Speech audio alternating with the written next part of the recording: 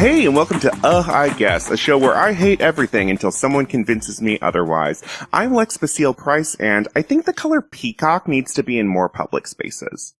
With me today is the beautiful and hilarious Claire Willett. I'm so happy to have you. Hello. How are you wrong today? Thank you so much for asking. I'm wrong about many things in all areas of my life, but today I am here to speak in defense of a phenomenally unpopular film, which I believe is actually a cinematic masterpiece. Okay. And that is the 1979 classic Trek: The Motion Picture. Okay. So, now we discussed Star Trek a little. You have a medium familiarity with the canon, right? Yeah. I have caught original episodes here and there. Uh-huh. And because of when I was born, I have a pretty working knowledge of Next Generation. Great.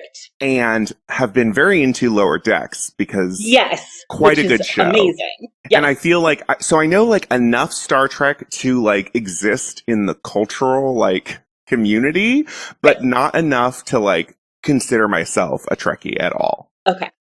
Well, I'm going to give you the hard sell on what I would argue is actually probably one of the least generally liked pieces of the canon. And it is unique in that it is disliked as a movie both by just movie audiences and also within the Star Trek fandom by Star Trek fans. See, I love that. I think that they're all wrong. Okay. So a little, I don't want to get too deep into the lore and backstory, but to sort of bring you up to speed on where the movie is positioned. So the original Star Trek, the original series, which ran in the 60s, and then Star Trek, the animated series, which followed it, basically covered with the same cast. It's 5 seasons of television, which are generally understood to be the 5 years of, Kirk, Spock, McCoy, Uhura, etc.'s 5-year mission. And the movie is set 3 years after that. So we come back to everybody after, their escapades through space have been over, and everybody has been through it. No one is well when we meet them again at the beginning. So what you're saying is it is a movie about PTSD. That's the hard sell. Well, and it's about how your friends and your relationships are so vital to your sanity that if the found family friend group fractures, everybody loses their goddamn minds. So, but I personally, one of the things I think makes this movie really transcendent is that it is also I think one of cinema's best bitterly divorced couple gets a second chance at romance love stories between Kirk and Spock. Okay. So here's how it all goes down. So in the 3 years and this is all very sort of raced past quite quickly in the film. So the film is best accompanied by the film novelization, which was also written by Gene Roddenberry, creator of the show and the film. He wrote this excellent bananas deeply horny novelization of his own screenplay that expands at wild length on some of this stuff. So what we're led to understand of these 3 intervening years is Captain Kirk, James Kirk, gets promoted to Admiral and he hates it. He's stuck at a desk job. He can't go to space. They're refitting a new Enterprise, but they're giving it to some young hotshot guy who's not him. And he's spinning out, and he has gotten married and then acrimoniously divorced to another lady admiral in San Francisco at Starfleet headquarters. And he's just and the crew is scattered. Everyone's doing different jobs. So he's just stomping around, grumpy asshole. Spock has gone even crazier. Spock has returned to his home planet of Vulcan and is undergoing a Vulcan multi-year meditation process called the Kolinar, which is designed to purge you of all of your emotions. So this is where it gets really gay. So love it. So over the course of Star Trek, the original, which I'm sure just as a person who exists in the queer universe, that the Kirk Spock shippers, the horny 60s housewives who like built the infrastructure of modern fandom. Like the relationship between the two of them, you know, and you guys sort of contextualize it as like the show was on the air like not that long after the Hays Code was abolished. So if you sort of look at it as like how queer subtext was like embedded kind of to the extent that it could be visible, there's a lot in the show to find. And understood by the audience because you've already built a vocabulary, a visual vocabulary. Exactly. Yeah. And so one of the pieces that really makes the movie feel as close to textual as anyone was ever going to let Gene Roddenberry make it is in the novelization, which again, like, is him unfiltered. Like, you don't have to like run the book past, you know, like a film producing studio. You're just like, it's Star Trek, the book. And they're like, okay, we know what that is. Fine. Right. Well, yeah. And the books, you know, because there's a million Star Trek novels and they sort of live in this realm that's called beta canon. So it's like, it's canon, but it's not quite fanfic, but it's also not really the show. So it's sort of like a gray area and everyone is kind of like, we take what we like and then we discard the rest. Right. So over the course of the show, you know, Spock, he's from the planet Vulcan, his father is Vulcan, but his mother is human. And he has many episodes where his storyline sort of hinges on this conflict between Vulcan culture, which is like very controlled, very repressive. They have all this like mental discipline. They're telepathic, but they like use that to, you know, they control their bodies and their emotions. And anytime he experiences an emotion, which is often connected to his deep friendship with Jim Kirk, he feels a lot of shame around that. There's it's so, you know, as like a queer Catholic, it's like so deeply religious queer kid coded, you know, like profoundly so. Very you know, trying to get the approval of this disapproving father and all of this stuff. So he wrestles with that internal conflict for the whole 5 years of this mission. We come back to him after 3 years, and he's been alone in the desert of Vulcan with like the kooky Vulcan priestesses. Meditate, you know, he's got like crazy, like long hair. He's in this like burlap robe. Like he is not a well man. And so in the novel, where you're really inside everybody's interior lives, which makes them like work well, you know, in tandem. He's about to get his like sort of certificate of completion of this process, like a big like necklace they put on you that means like you've done the thing and now we're gonna like take your emotions away, like you've proved yourself worthy. And his last thought is like reaching out with his mind to say goodbye to Jim, who he can never let himself think of again. And he refers to him with the word, highly controversial in the Trek fandom, a Vulcan word, which I believe is pronounced T'Hyla. It's like T'Hy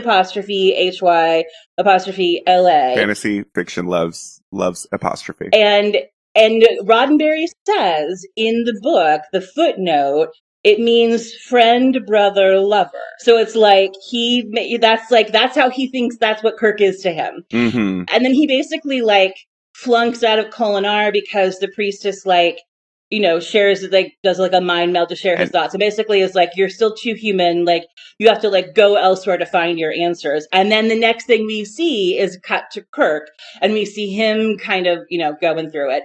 So this sort of, I'm not going to talk too much about the plot of this movie because I think that's less important. We're really here for vibes. Yeah. Vibes, themes. Great. Love it. What you need to know of the plot is there's a big mysterious space entity which is like gobbling up space stations and ships and like whole planets and like huge terrifying mystery thing out there in space headed for Earth, and it has telepathy of its own, and Spock from his like little desert meditation thing has sense like it's reaching out to him.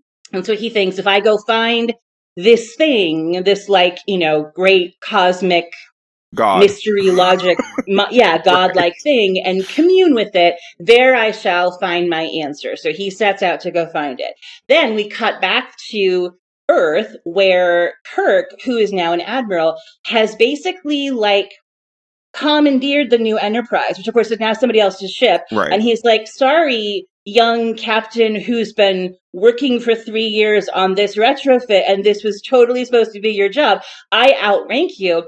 And it's like, and again, this is like juiced up more in the novel, but like these people are not well. He is being a huge asshole. Like he does not come out of this well at all. Like Captain Decker was like, he knows stuff about this new ship that Kirk doesn't know. The crew all thinks they work for him. There's all this awkwardness of like, who's going to tell him? I mean, it's a mess. And it's because Kirk like doesn't know who he is anymore without that.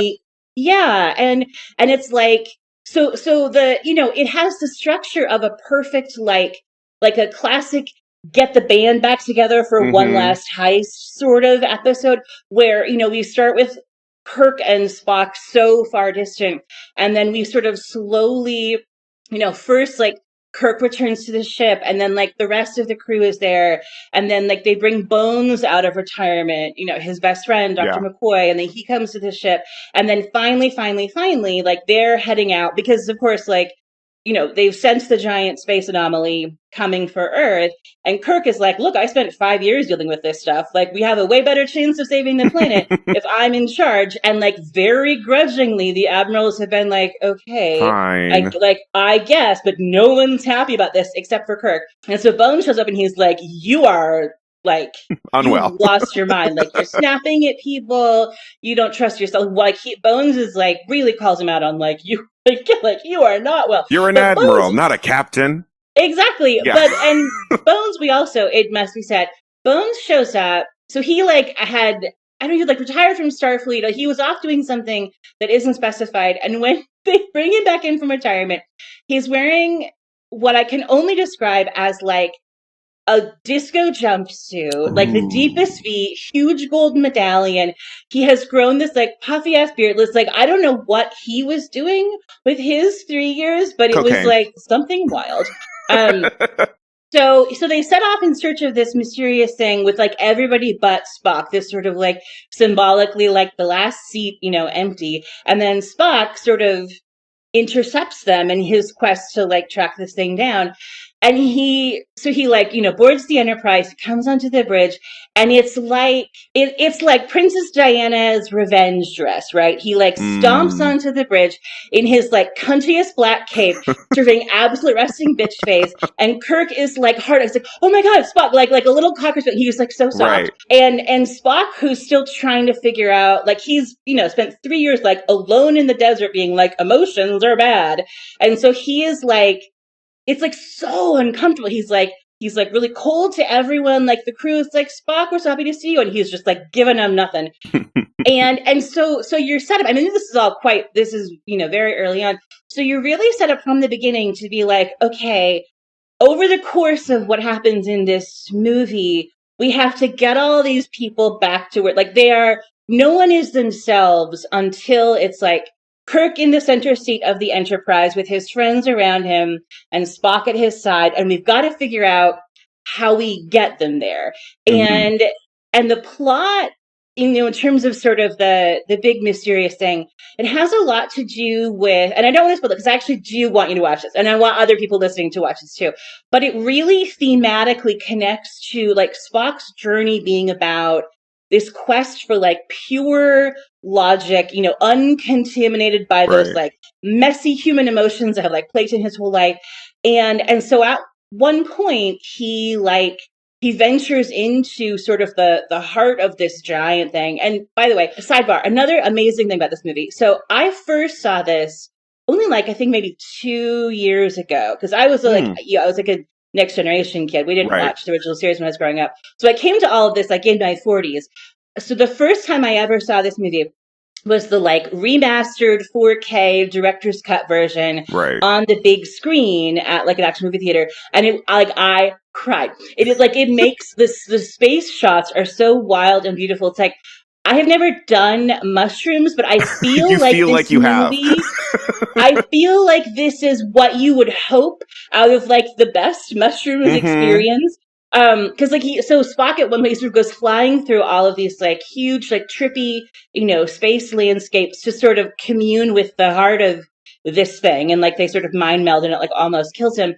But it's essentially like he touches the face of logic God, right? He like communes with this like being that is sort of like, it's a machine and also a space entity, and it is just like possesses infinite knowledge. And so it's sort of like, this is the thing this is like the nirvana to which he's been aspiring the whole Right. time we have known this character. And he when he comes back, it like almost sort of blows up his brain, so he ends up in sick bay with like neurological damage. And they gotta like fix him up. And when he comes to, he like it's just like it's a very famous scene in the thirsty gay fandom. Spock he's trying to explain to Kirk what he experienced, and he's like I saw into his mind. He had all this like infinite knowledge, and yet like he didn't understand. And he takes Kirk's hand. They touch for the first time. It's like they're holding hands, and he says, "This simple feeling was more than it could understand." And the implication of that, of course, is like this like whatever there Right. is, whatever name we call it, this relation, like the friendship, the love, the affection, the like human connection that they have with each other surpasses the understanding of this like essentially God being of Mm-hmm. infinite logic. And Spock realizes like, oh, I don't want that. Like that, like it's hollow. Like he achieves this transcendence, and then he chooses to come back and be with the people. And the reason why, like visually, I think it's so stunning is, like this is a movie of a TV show, right? So part of the fun is you get to see See it everything on like all a in big. Right. feature film budget. So it's like giant, like this ship is so huge. And the first half of the movie, there's some brilliant little sort of scenes and details where you see human beings looking just teeny, teeny, teeny, tiny next to this giant ship. So like when Kirk first goes up there, like the ship is in space dock. So there's like little astronauts with their little like space wrenches, like flying around the outside, like finishing it up. And you're like, oh my God, like the Enterprise is huge in a way that you don't feel it on like the TV show. Cause Right. it's like a television set. And it's a little jank from the series. Yeah, it's like because they hand wave it away as like, well, it's a different ship. Like that was Right. the Enterprise. This is the Enterprise A. But it has like like a 4-story rec room. The hallways are bigger. Like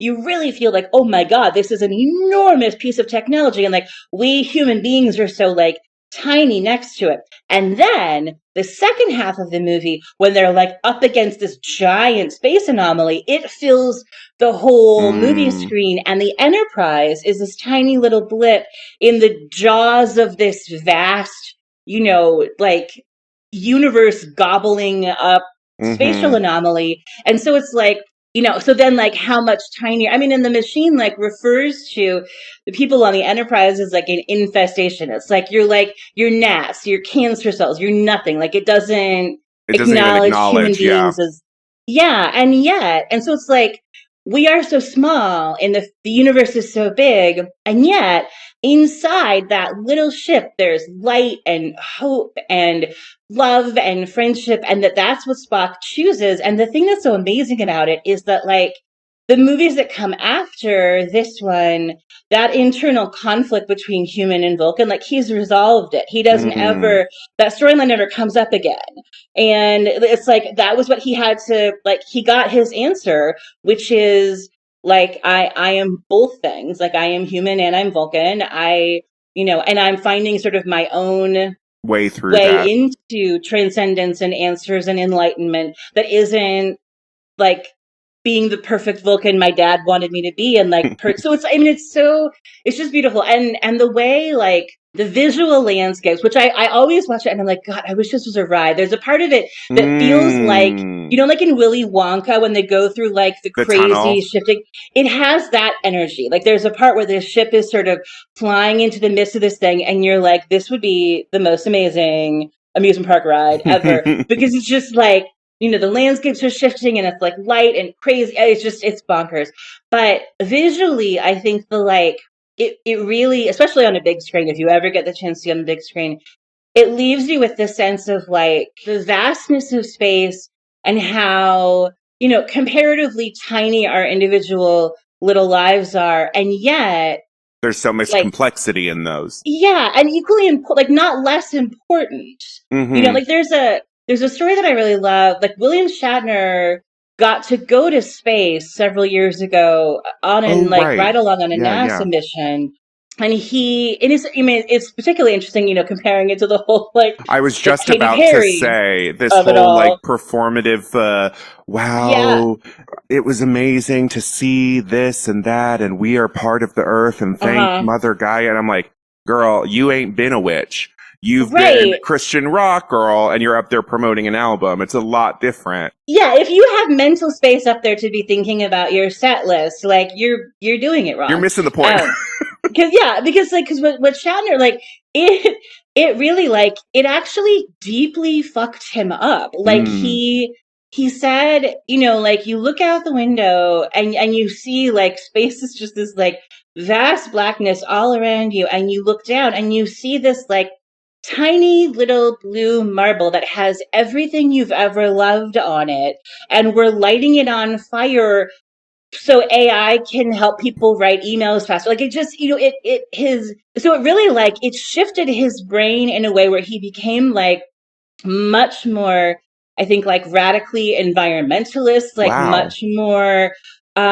aware of like like it made him feel almost in a sort of despairing way a much more intense connection to the earth, just sort of realizing like in a very like this is all we have. And the Right. movie I think really sort of speaks to that sense of like, like the wonder of the stars, and like Jim Kirk is not himself again until he's back out there exploring, and all of those things are true. And there's a real earnestness, I think, in the way Star Trek loves space, which is not necessarily true of every sci-fi show set in space. No. Sometimes it's just a setting, or sometimes it's like a horrible, terrifying space. And Star Trek is always like, aren't the stars neat? Like there's something very like beautifully like dorky and earnest about it that I've always really loved. Yeah, because you compare it to something like The Expanse, and it's like, no, it's Right. desolate. It is out, or Three Body Hmm. Problem kind of setting where it's like, it's dangerous.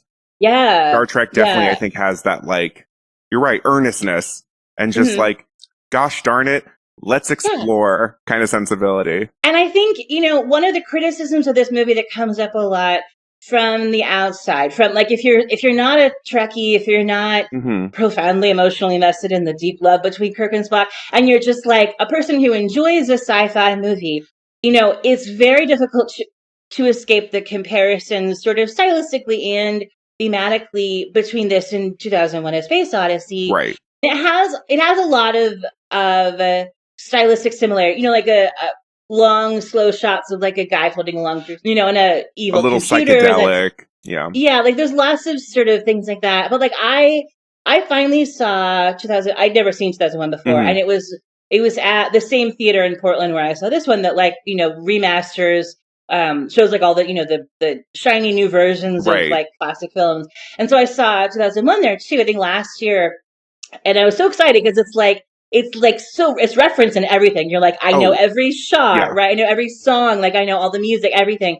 And it's an incredible piece of filmmaking, and it just like left me a little cold. Like there's Mm. something about Star Trek. Like this is a very warm movie. It is very About like human it's connection, not sounds like. cool. Like it's not like Right. Gene Roddenberry is like not Stanley Kubrick. Um, at all. He was like a heartfelt, horny weirdo with, I think, lots of very strange ideas. Yep. Um, Yep. which I mean is my favorite kind of person. But so it's like I think because it's like easy to dismiss this as like this is like a cringe, low budget version of the greatest science fiction movie ever made. Right. And I think it's like it is that if what you're looking for is something that is attempting to tell like to make the same point that Kubrick was making, but like this movie is not making that point. This Right. movie is like, yes, look at how like big and wild and terrifying and sort of spiritually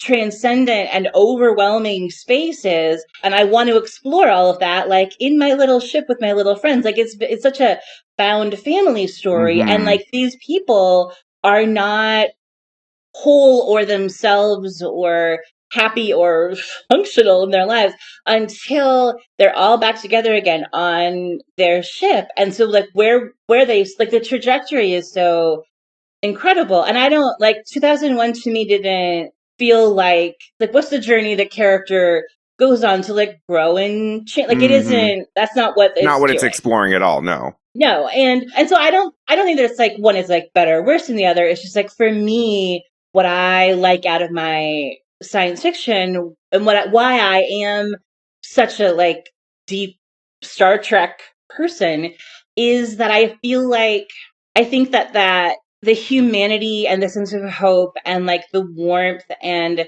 the relationship based piece of it, and that it's like, Spock going on this journey to sort of resolve, like he has to go out to space to like resolve something that's within himself. And that's such a profoundly like Mhm. universal, like what sci-fi and fantasy and things like that can do in like giving you these really profound kind of larger than life metaphors for just like ordinary human shit. Yeah, I mean, I think I've said before, I know on this podcast and I think probably on my other, but like I'm a huge genre nerd. Like I've always been, and it wasn't until later in life that I realized that that was specific. Like I was reading a lot of women, I was reading a lot of queer people, I was reading a lot of people of color, because that's where you get relegated, right? A lot of times into that genre thing.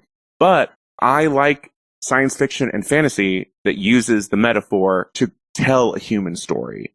Yeah. And so I think I wondered when you were saying that too, of like if it was not seen as successful because it was just fundamentally misunderstood of what the story even was trying to tell. I think so. I mean, I do, I didn't see it when it came out in theaters. I was not born in 1979, but I know, I do think that the director's cut put back a lot of footage that people who have seen both versions said, like, helps really amplify that. Like, it helps make the themes Mm, stronger and clear, and the remaster with the effects and stuff is beautiful. But yeah, I think, it is like the critique it gets the most is that it's very slow. Like it's a very meditative film, I find. Like there's mm, lots of long, thoughtful, sort of scenic, beautifully scored shots of, space and exteriors and things like that. And so if what you were wanting it to be was either a 2-hour Star Trek episode right. that had different pacing, or you wanted it to be something that was like doing what the big sci-fi movies like 2001, like Star Wars, like this sort of prestige cinematic sci-fi of the Mm-hmm. time was doing. It's not really doing that either. It is like I think that the science fiction story, like I think the plot is great, and I think that the actual like as a sci-fi movie, I think it is, criticized unjustly, but a lot of it is because I do think that I came to it late, and I came to it through a Mm-hmm. fandom community of people who deeply love this movie, who are like it is like a spiritual experience. It You were is a great primed. love story, like who really, and so I have actually, this has happened to me a lot in my life, coming to something after after the controversies died down, right? Right. After the show is over, after it's been around for a long time, uh, where somebody who really loves it can be like, okay, like the first time I watched Lost, I watched it, I was sort of pushed into it by a group of friends who had a podcast recapping it and absolutely loved it, and basically told me like, here's everything people hate about the finale, here's what we think you're gonna love about the finale. And I was like, and then I got there and I did, and I was like primed to enjoy it, instead of when it aired where everyone was like, what the fuck is this. Right. And I think this is a similar thing where if your entry point into it is like, I know what this is going to be and I'm seeking that out, as opposed to like, I saw it in the theater when I was 10 and it, disappointed me. But I think that some of this is also like what you were saying about genre is like, without, stereotyping, and with all great respect to straight white men and their culture, Mm-hmm. the critiques often do fall down along those lines. Like there Right. is a real division between cishet white male Trekkies of a certain age, most of them older than me, Yeah. and their territorialism over how the universe of Trek is to be interpreted, and the queer, BIPOC, non-binary, trans, younger, Mm-hmm. female, more diverse, more progressive fans who are engaging with it in a different way and reinterpreting it. Like in fandom language, I don't know, like to what depth you are in sort of like fandom, Sure. analysis verse, but it's often described as like it's a curative versus transformative fandom. So are you a guy who Interesting. collects like a million different kinds of starship models and has like encyclopedic knowledge of the inner workings of every version of the Enterprise? Or are you a fanfic writer who is taking a thing and like reimagining and transforming it? Or are you like curating, collecting the sort of like canon existent pieces of it? Yeah. And so I think this really fits into that gap in between where like people just don't see it the same way. Yeah. And I think your point about cis het white men, especially of a certain age, but just generally, they're always a lot of times, like, stereotypically, they are looking in some ways to like occupy and like conquer. And it's like, I just want it this way. This is the way I want it. And I don't want to see anything beyond that. And I think that people that have to come at things from other perspectives that isn't the accepted norm are going to see those nuances and internalize it in a way I just don't think a lot of those men, unfortunately, do. They see it as what it is. It is adventures in space. And it's like, I know there was a lot of conversation about, I think it was Strange New Worlds, where it's like everyone's of a different race and they're all queer and this and that. And it's like, that's what Star Trek has always been. And like I remember from what I've gathered of like the original series, that was really progressive for the time. And then you get to Next Generation, and I'm sorry, Riker is horny for everyone. Everyone's horny for everyone in that. But you know what I mean? Like, it was never for you. But because it was in the context of like adventure, I think it kind of gets put in the same category as like a adventure story of the 1930s, kind of. Yeah. When it really isn't. Very much so. And that's what shocked me, again, like coming to the original series in my 40s, was I got like, like 3 or 4 episodes in, I was like, oh, I didn't actually really know who James Kirk was at all. Like, I had a picture of him as this sort of like philandering hotshot Tom catting around the galaxy. Mm-hmm. And actually he is a huge nerd. He is incredibly soft and emotional. He loves his male friends with his whole heart and soul and body. And part of me thinks like, you have all these guys who are like, oh yeah, like Captain Kirk's my hero. And what they're thinking is like, I want to fly around on a fast ship and like kiss pretty girls. Yeah. And I always want to think like, I feel like actually the world would be better if you were more like the real James Kirk we see on screen, where, for example, like he always meets new things with curiosity instead of antagonism. He always wants there to be a diplomatic solution before he pulls the guns out. He has incredibly deep and emotionally expressive male friendships in where I'm just like, how often are you crying with your guy best friends? Like, dude, bro, Trek fan. Like, like it's like what you see on screen, like you're not even doing that, let alone this other thing you're sort of projecting onto it. Yeah, it's this like weird ideal of what they think from their memory as a child. Yes.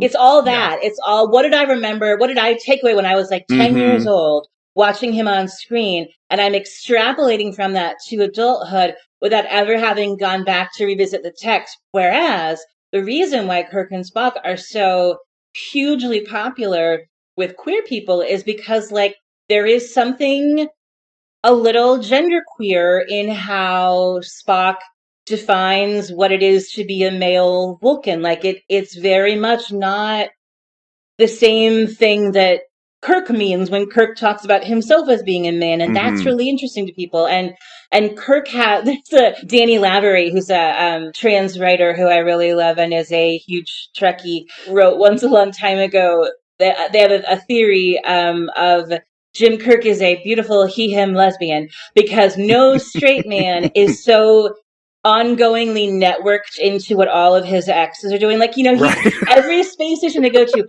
he meets some beautiful woman that he dated years ago, and they parted on really good terms, and he's up to speed on her life, and she's up, and it's just like, farewell, good luck to you, and you're like, and there's just, and Yeah. it's like, that's such a lesbian, like, it's so the L word, like, it's Yeah. just like, That straight is men aren't like that, that you is know? never a straight man. I've never heard of a straight man who has consistently great relationships with all their exes. No. And over again, and like, then they're always like happy to see him. It's just like, no, no. So like, you can make a real strong case that you're like, these are, even if you're like, you know, insistent that they are cis men, fine. How they perform that masculinity, what that means to them, how they engage with other men, Yeah. doesn't look like what the Jude Bro Trek fans who hated Star Trek Discovery because it was a black woman lead Right. who was Spock's sister, and they felt like that, like, they didn't Ruins like how that everything for changed them. his story. Right. Yeah. Yeah, and it wasn't for them. It was a whole ship of there. I mean, there wasn't, I think the only straight white guy on the bridge of Discovery by the end of it was an alien. It's like, that's how I want my Star Trek. Yeah. But then it's also like they forget the whole premise of the show that it's like in the future where like racism and sexism and like all that stuff Right. doesn't exist. So Yeah. if you think you are there, you're not. Yeah. Like your mind has not moved to that Right. reality. Well, and you have to extrapolate from like, okay, like look at what we see. It's like 1964, and we have a Russian and a Japanese character Mhm. at the helm, and a black woman on the bridge in the main cast, and they are all, and an alien, you know, and everyone is treated equally, and like who they are and where they're from is important to them. You know, like Uhura speaks Swahili, and Chekhov's always telling made up stories about like famous people who were from Russia who totally weren't. But like, so like they're not, it doesn't erase the cultures that shaped them or Right. who they are, but we don't like, we're not like, we're not seeing them as like token, like, oh, look, I like put a Russian character Right. on screen, and the like, it's not like to ostensibly make a point. It's to imagine a world in which you could have that, you know, and that's what I think is Uhura in particular, who I just love. You know, before I came into like watching the original series, you hear a lot of criticisms from people of like, oh, like, you know, she's basically just the receptionist. Like, what does she even do? She's just there to answer phones. It's so demeaning. She's like head of communications and She is, super and you watch it, and capable. you're like, this is a black woman engineer. This Yeah. is like with like, you think of like what we know of NASA now, like the advanced degrees in space technology, and she does crazy stuff like, oh, Captain, I did this and this, and now I have like connected you with like an old school radio signal so you can talk to this guy in a time loop in a World War II airplane. And she just like does it like that, you know, Right. and so it's just like, I mean, she's incredible. And there's a famous old story of, you know, after the first season, she didn't have a lot to do, and Yeah. she was thinking maybe about quitting because she'd been getting a bunch of offers. Like, her background was in musical theater and Nichelle Nichols, and she'd been getting a bunch of offers for Broadway work, and she was kind of considering like, you know, have I been sort of like elevated enough by one season on this TV show to maybe Right. like go like, you know, get a Broadway hoofer gig and like be able to dance and sing and stuff. And so she had a meeting with Gene Roddenberry, and she was like, I'm thinking maybe I don't want to, you know, come back for the second season. And he was like, oh my God, like, please don't leave. Like, just like, you know, it's like a Friday. He's like, take the weekend to think about it. Like, we really don't want to lose you. We don't want to lose to her. Just like, take the weekend. We'll talk on Monday. And so over the weekend, she went to an NAACP fundraiser at the house of like some big shot producer in LA. And he was like, oh, I want to introduce you to somebody, like your biggest fan is here. And he takes her over, and it's Dr. King. Oh wow. And he's like, I'm your biggest fan. And he told her like, Star Trek is the only show he and Coretta let the kids stay up and watch. And he specifically, and so she was like, well, I'm thinking of like maybe I want to leave, like maybe I want to be like out there with you guys, like doing what you're doing, Right. or, you know, and he's like, he's like, you are like, you're showing kids. And Whoopi Goldberg talks about like, she grew up watching Star Trek, you know, and like what it meant to her to see like a black woman in the future, you know, like, and that was like, he said like, you can't quit the show because like, you are showing the future. Yeah. Yeah, you are showing that there are black women engineers in the future when there aren't now. Like before like there weren't people of color and women astronauts until like Nichelle Nichols worked on a recruitment campaign for NASA. Right. That's how we got like Sally Ride and like the whole first class of astronauts that had like women and and people of color in it. Like she helped do that. So she's and I think this is something that's kind of amazing about fan fiction too, is like you have these people who watch this show, who wrote these stories where Kirk and Spock find love, and it's like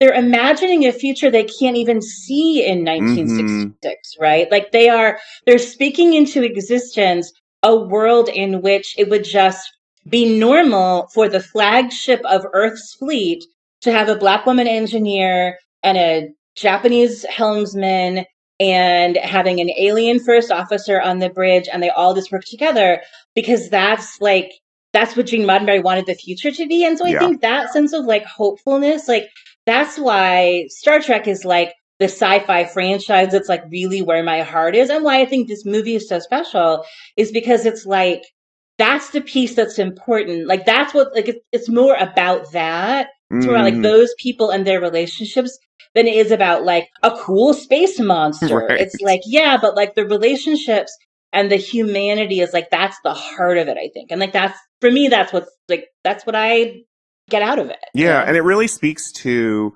there are a lot of conversations right now about people feeling helpless and people not knowing how to contribute. And I've really come down on the side of you do what you can do as part of a community, as part of a machine in that sense of like, I do as much as I can, but like part of that is doing this kind of stuff where I get to like bring joy to people in like tough times when they're just feeling low. If I can bring a laugh, that's me helping. And I think in some ways that was doing the same thing at that time. And I think it still continues to do that. And I also had a thought too, and I wanted your opinion on it. So, all these straight men that try to be like, I'm the Kirk. I'm the like, sexy star guy.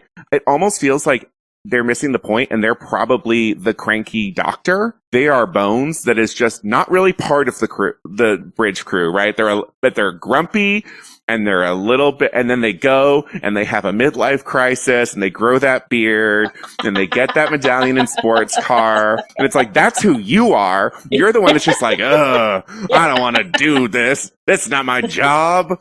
I'm a doctor. Well, and the thing that's so funny is like you're totally right. It's like they're all like Bones in that like bad 3 years where he was just like, get me away from all of this stuff. Right. But like even he like it's interesting. Like he's in some ways watching this as in the landscape that we live in now. Like he's a fascinating character too because like he is such a grump.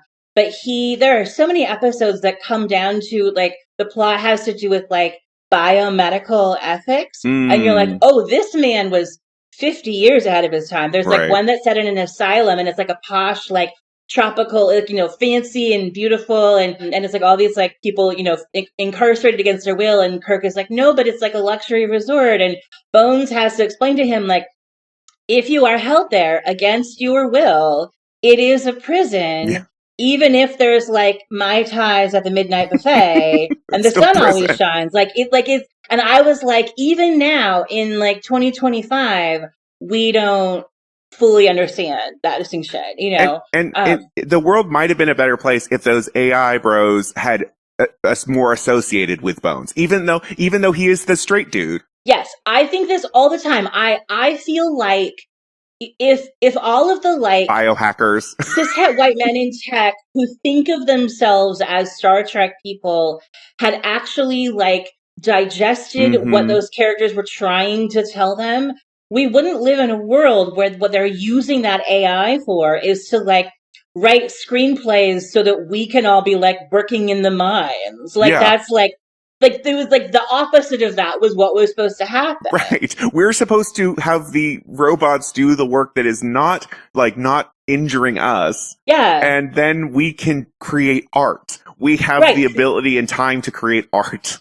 The whole point, like Starfleet is an exploratory force. We've achieved global peace on Earth, and and there's like no poverty, and there's no war, and there's no whatever. And so we use that to do like science and exploration and and make art and build beautiful cities and like discover new things. And like that's what like the human piece of it, like the Right. human ingenuity that a machine can't replicate, which is very much at the heart of this movie. Yeah. Is like, what are the limits of machine intelligence, and what's the human What's thing the that human goes component? beyond that Yeah. no machine can like replicate, you know?